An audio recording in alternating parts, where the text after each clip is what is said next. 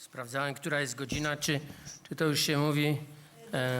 Very good afternoon, ladies and gentlemen. Ale tak, to już jest po 12. Ponieważ prezydent Wałęsa będzie mówił po polsku. President Walesa is going to speak Polish. Mr. Wałęsa, you can take off your headphones. I'm speaking Polish. We used to work together and communication is smooth. We still keep communication ongoing, but I think we excelled before 1989. We're really good at it. Because those times were the times were around being close to Lech Walesa. My role was really universal, and sometimes I just pretended I interpreted his famous metaphors pertaining to the situation in Poland back in 1989. I can well remember when I had to interpret into English in a very simple language that the situation of Poland is the cycling race, wyścig pokoju, and you have the best ones, the top cyclists who's just escaped, and we simply are in the back of the peloton of the group, and we are soon to be taken to the bus because we're going to be eliminated. And what we need to do, we need to support our cyclists who cycle in the back of the group. We want to encourage them and cheer for them and support them. And this is how President Wałęsa was trying to explain the Polish economic crisis in 1989. But he was very efficient and very good interpreting. And then, when we went to Germany after the successful election, nobody expected in 1989. He did not expect the big success. We talked to Helmut Kohl. Germans was simply putting this visit more prestigious every moment. We were scheduled for a meeting with trade unions, but it was not only the trade unions, it was also Helmut Kohl's and Chairperson Zismut and Weizsäcker. All of them wanted to speak to Wałęsa. So we went to see Kohl, and from our party it was Wałęsa who was speaking, and finally we started talking about economy. So he kicked me under the table and in that way showed me that was my time to speak. And I can remember say, Mr. Chancellor Kohl, we would like to invite and keep the door open for investors, make sure that there is a better flow and injections of capital. And Helmut Kohl looked at Apagatsatanas. He said, no more loans for you because we're not willing to repay them. So that was the starter block for us. We were a poor relative in Europe. We had just gone bust, and we were begging for debt write-off. But we've all come through, and that was due to Lech Walesa. On Monday, I went to Jordan because I was part of the transition program, and we were telling them in the Middle East how we were carrying out our transformation. The local audience was very responsive to us whenever we used the name of John Paul II and the name of Lech Walesa. So that's a brief introduction to your speech, Mr. Wałęsa, Mr. President. After the 32 years of our acquaintance and working together, Mr. Wałęsa said that he's going to make a brief speech, and then he's open to questions, and that's a deal. Panie I panowie, Ladies szanowni and gentlemen, Pamiętacie wszyscy, You may well remember jestem rewolucjonistą. that I am a revolutionist. I was a revolutionist and I'm going to stay the same. I'm here, for which I thank you, ladies and gentlemen, just because the way I looked at life and the way I looked at all the processes in Poland and the processes around the world, universal processes, I looked at it in a very practical way. I'm not going to question wisdom and theory. I'm trying to be more absorptive. And I try to have my part in this wisdom. But this practical attitude and practical approach, hands-on approach, brought me to the point where even you are interested in having me here. Being a practical man, a hands-on man, I've been able to face the challenge, to cope with the danger. You can check it, because many people described my way. And the fact that I was successful, I've been successful, you certainly know one of the greatest minds of the epoch, Minister Genscher. In those days, I believe, and I still believe, that was one of the greatest intellects and minds of those times. The wiser the people were in those days, the less chance they would give to us for success.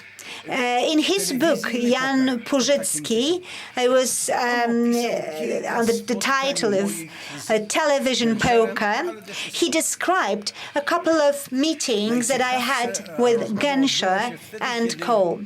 The most exciting discussion took place when the German official delegation arrived in Poland.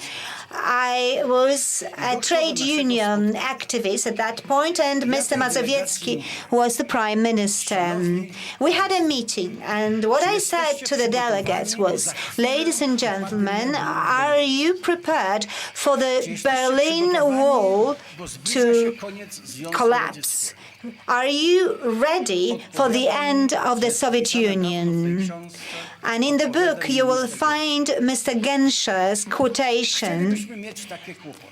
He said, we would like to be troubled for that. It won't happen within our lifespan. They had to actually excuse themselves and go back home because the Berlin Wall had just collapsed. Well, I am a bit self-conceited, and I like to blow my own trumpet. I'm telling you that on purpose, because today our generation must enhance the organizational structures in many areas. We need to be thinking as the state of Europe, a European state. We need to think globally. It's going to be very difficult, and we will have a lot of people who doubt. But from the practical angle, we have no choice. The technology that we have built and the technology that we have at our hand calls for extended and greater structures. As a revolutionist, I ask myself a question. Do we have enough experience? Have we enough blood to be able to walk along that path? Or perhaps we need to shed even more blood to be able to do that, to follow the path. So you, great minds, great intellectuals, step by step, take your time changing Europe and Poland. But remember that we live in a time of transition. We live in the world where the epoch of revolt and revolution will, in a way, eliminate the epoch of intellectuals. With such structures as we have, the programs that we have, we won't be going far. Well, in the first area, the economy, capitalism has no chance. We've already seen some revolts.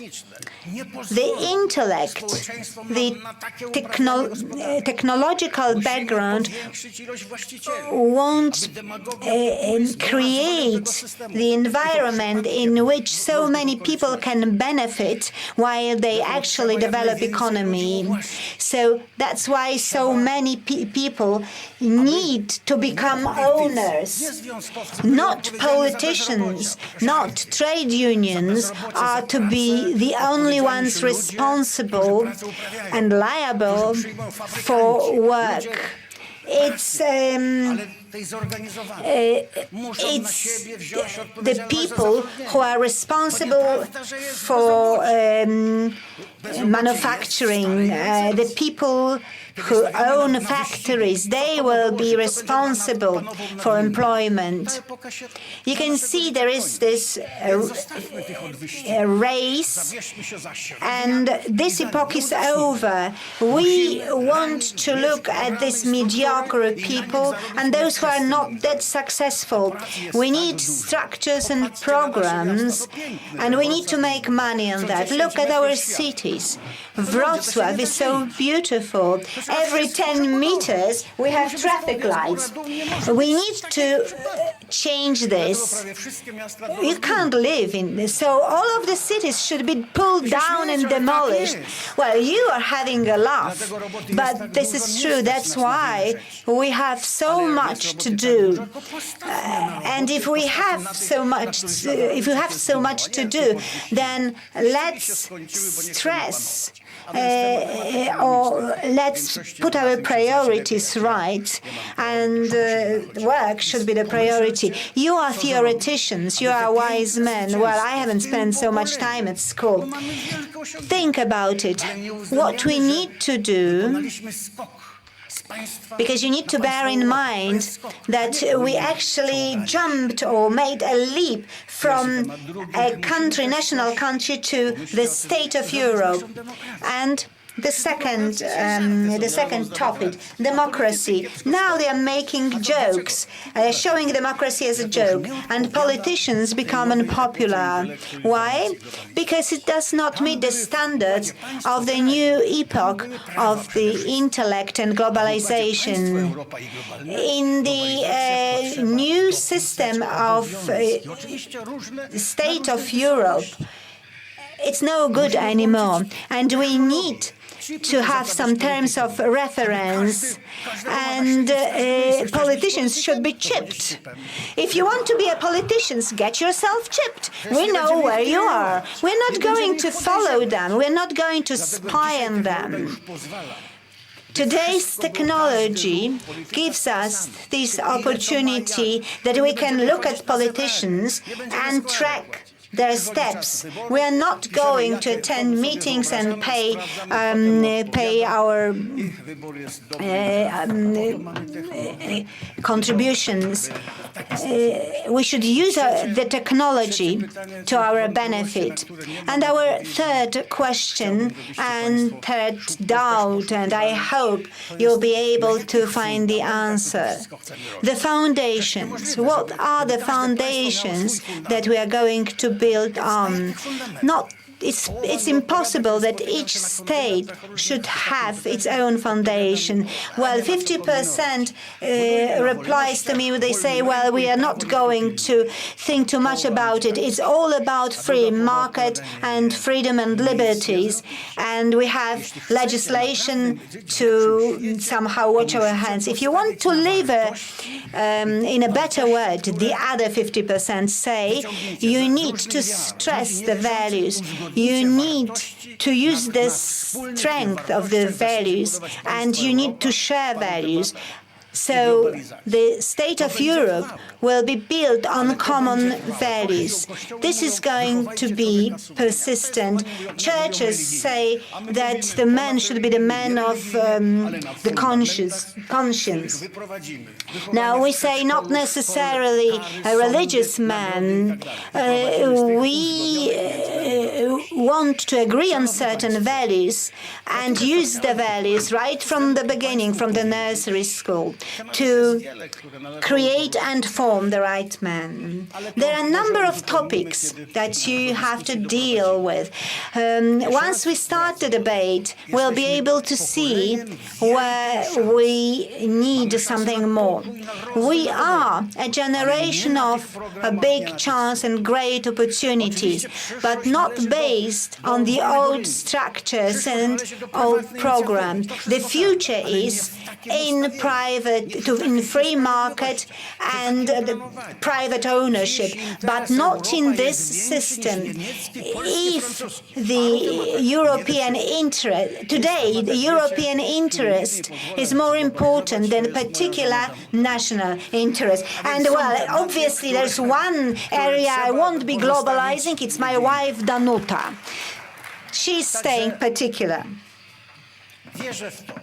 So I strongly believe that this generation, with a huge chance and intellectual potential, will be able to make the big step and will be capable of changing a couple of things that are the challenges of the epoch. If you are successful, I'm going to be the last revolutionist. If you fail, there will be other revolutionists and I will just perish like the others, like my predecessors.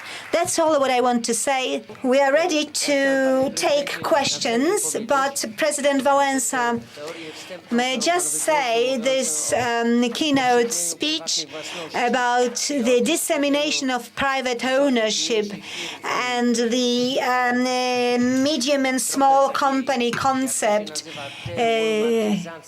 we may say dewomatization, so breaking down the pan-European or global giants. This all is described in Philip Blond's book, The Red Tory. No, you know that I don't read too much, but the others write more than you read. Now, my cunning question then. You are the laureate of the Freedom Award, the Atlantic Council Freedom Award, but we have one more laureate, Lech Bielecki. But the Belarusian dissident is currently imprisoned. What should we do about it? What should we do about Belarusia? Well, a brief answer. We won't do anything for them. They have to pull up their socks and do something. As the world, as Europe, we need to, in a way, acknowledge or perhaps notice that Belarus is subjected in a way, in an economic way. And with the Russians being what they are, very mean, this is a big challenge. With so many problems, will Europe be capable of taking the burden of Ukrainian or Belarusian issues? We can't accelerate the process, but we don't want to pay them a bear's favor. Unless we are very careful, the price will be too high. Ukraine or Belarus are not capable to run for a long time without Russian support.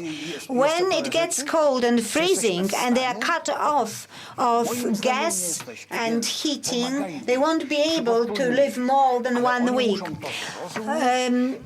Let's help them and support them, but they have to be ready for strong or severe winter. I would like very much the change to happen. I was not the leader of Poland for Poland to join NATO and accede Europe without Ukraine and Belarus. But I lost the election and my concept failed, and I'm going to pay for it. Just be careful. Be vigilant.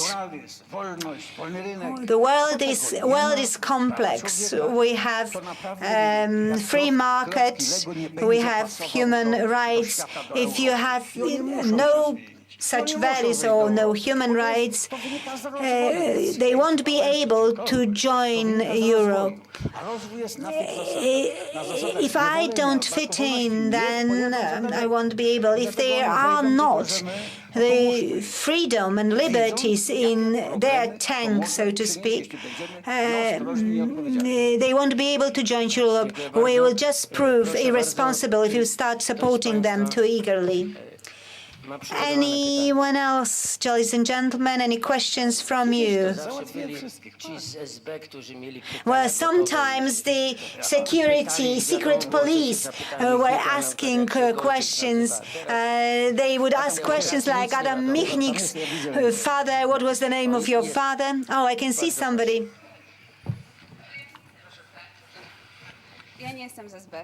I'm not from security, the European Agency for Diplomacy, Katarzyna Kucharska. From any speech, there is something for somebody. President Wałęsa, could you just go back to the 1960s and meet yourself as a young man? Could you give yourself one learning point, one lesson? What would you tell yourself 50 years later? So back to 1965. Why 1965? 1967 perhaps. I've succeeded in coming my dreams true. Whatever I dreamt for in 1965, what I had from the previous generation, I heard that we were betrayed in 1969, that we were betrayed in 1945, that we simply lost the case, and people were asking the question, well, would Poland be free at any point? And that was the main concept, the main thought. That's all what we wanted. We wanted to liberate the country, to regain freedom and give it to the nation. And I have succeeded together with you. How we use our liberties and the freedom. This is the responsibility of the democracy. And I have but one ballot card. I was helped with some Providence support. That's what I was doing. And there was a meeting with Genscher, who would finally say, whatever you say comes true. I'm slightly concerned talking to you. He made a mistake about the Berlin Wall. They didn't know so much that they were not coming back by Polish plane.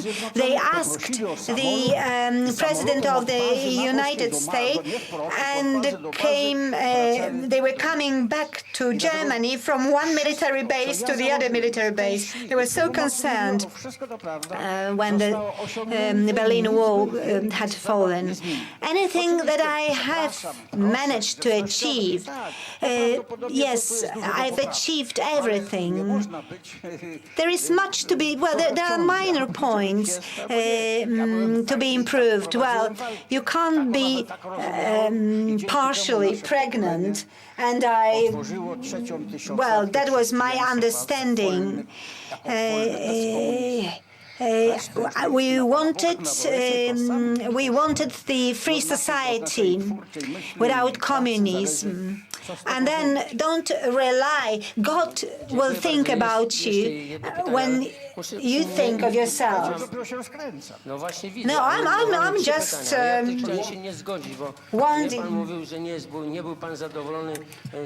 I'm just winding up. Now, you said you were not happy about prime ministers that you appointed. I was very happy.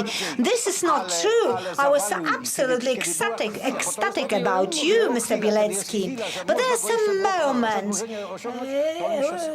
when I wanted him for longer, I couldn't find you. And that's why if I had been able to find you, you would have been with us, because you are a very good and a very talented prime minister.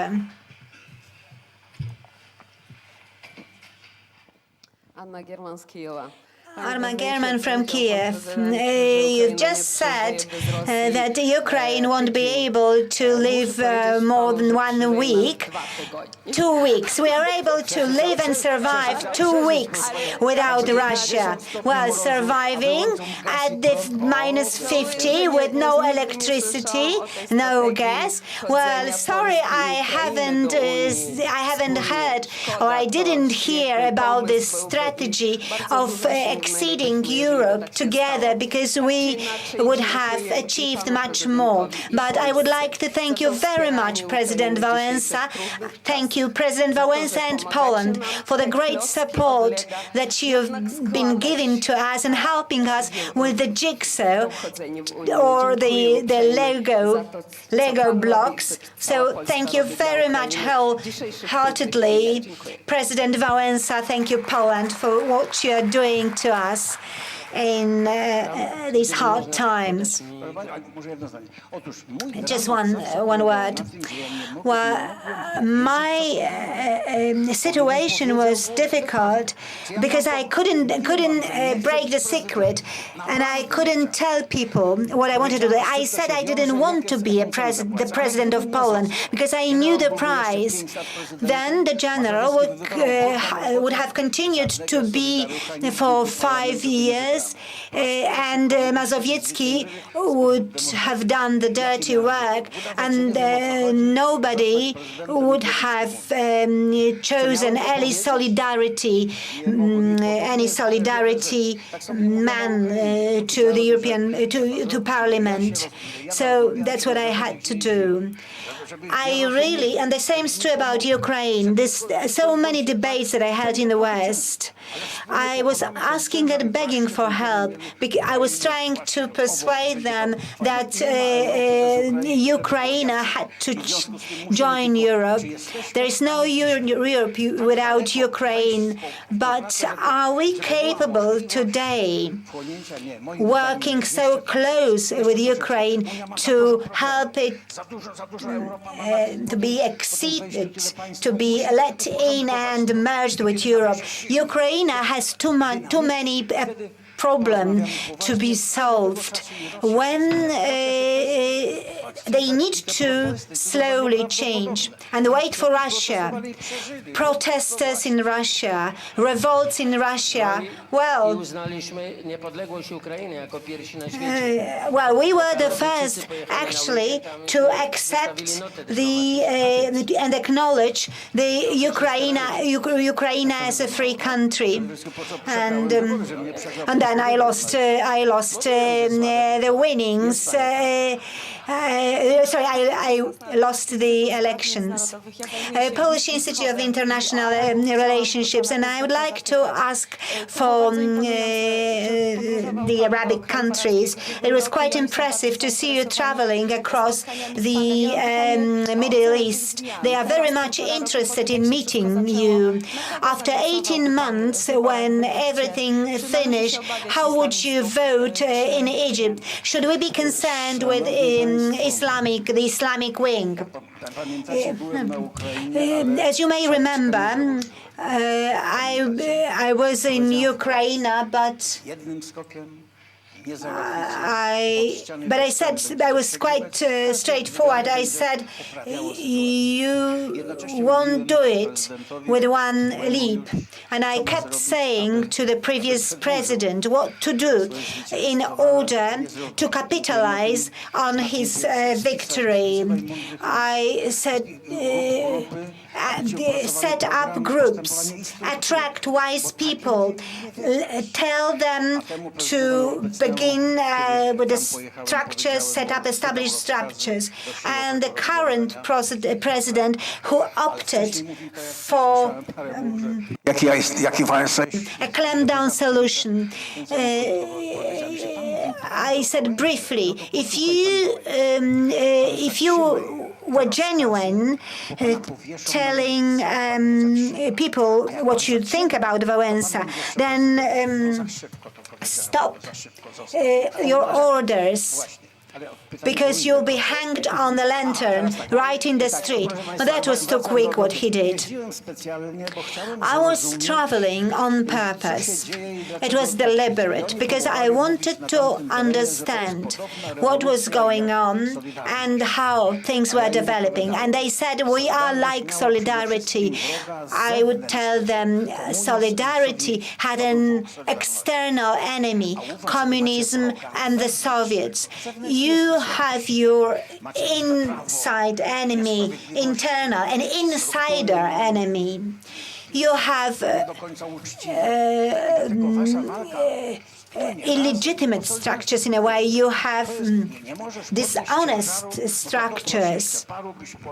If you can't lift a weight, you need to ask somebody to help you. Your weight, your problems such as law, the courts, ill-structured organizations, this is your burden. And all the processes that I have seen are all the revolts that I have seen have been revolts against capitalism, counter-capitalists.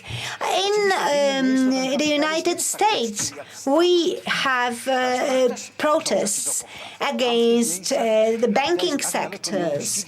Well, nowhere but in the United States, democracy is so advanced, but still there we have issues. Let's do something and let's improve something.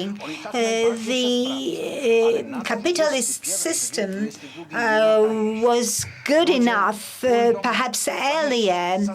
In the 21st century, it's not good enough. With so few owners, people will go forward, they will go out and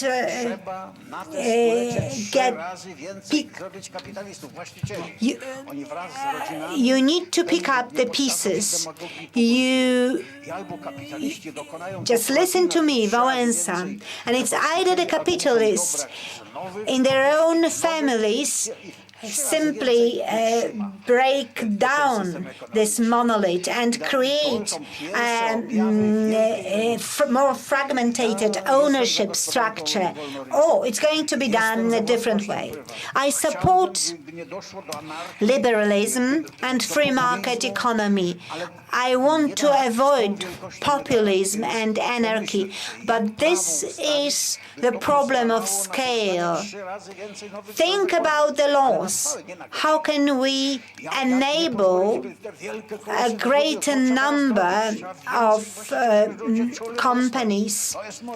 People need to identify with ownership. 50% of your wages go to you, 50% are reinvested, wages or salaries. These are the challenges of the new times.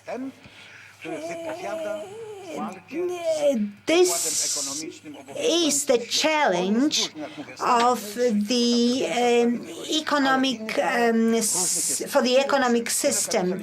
Perhaps to a lesser extent in the United States, but in many other countries, capitalism has damaged so much that people will just step forward. Today, people have no fear of God. People are not concerned afraid of their neighbors. People want justice. People want freedom and fairness. They want equality. So the challenge is to handle this situation. Well, thank you very much. Well, one more thing I would like to finish. Well, I think we are about to finish the second panel, the second discussion. Ladies and gentlemen, I've had a hard day, and as a revolutionist, I can see the greatest chance and opportunity in this generation for peace, for development. We don't need much. We don't need to fight and struggle. We need to sit down and talk to improve democracy. Because if you want to use the old systems, the old economy, you'd be simply carried away. You'll be thrown out. And I'm going to be the last revolutionist with monuments. My retirement is not too bad. So everything the best to you, ladies and gentlemen, and look for solutions.